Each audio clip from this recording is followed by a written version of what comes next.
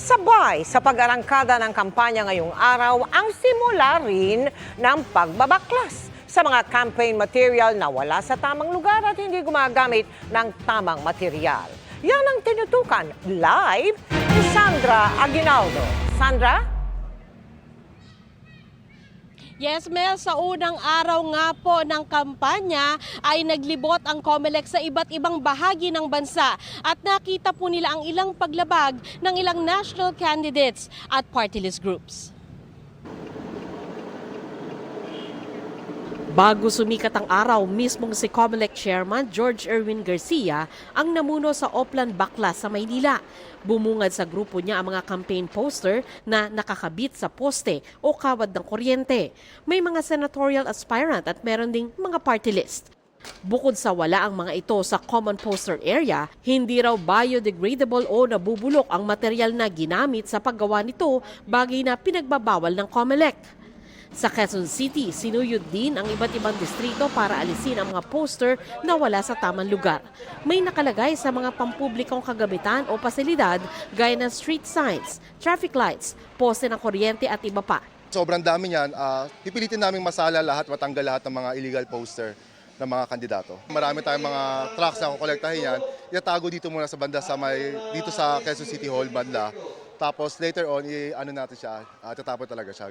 Paliwanag ng COMELEC, posibleng magamit pang ebidensya ang mga nakolektang poster kung may sasampahan sila ng kaso.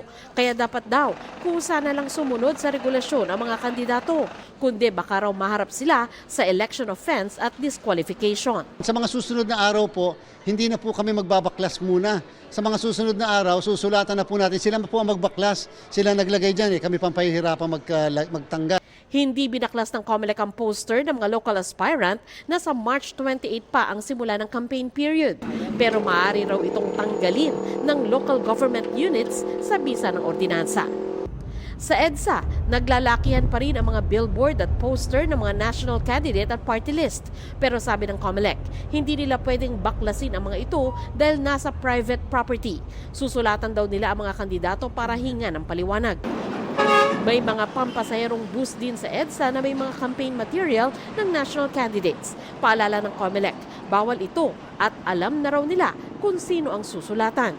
Yung mga bus po kasi ay technically public transport. The fact na isang entity ay kumukuha ng prangkisa, nagiging public kasi ang isang entity. Kapag kumuha ka ng prangkisa, halimbawa, yung mga bus na yan, so hindi nila pwede i-claim na sila ay purely private property. Private sila, tama, may nagmamayari, pero naging public po kasi ang nature ng mga bus na ito. Nagsalita rin si Garcia sa mga miyembro ng League of Municipalities of the Philippines. Pinaalalahanan niya ang mga alkalde na huwag maniwala sa mga nagsasabing kaya nilang i-hack ang sistema ng COMELEC para manalo sa eleksyon. Nagsibaklasan na rin ang mga campaign materials na wala sa common poster area sa Zamboanga City.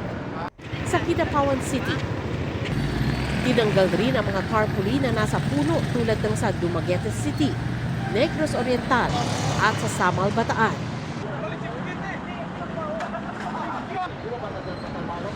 Mel, dahil panahon din ngayon ng mga political rally, nagpaalala po ang COMELEC na bawal mamigay yung mga politiko ng pera o kaya ay pagkain. Pero pwede naman daw magbigay ng mga souvenir, gaya halimbawa ng t-shirt o kaya ay yung mga baseball cap halimbawa. Pero mas maigi na rin daw na magpaalam sila sa mga local offices ng COMELEC. Mel?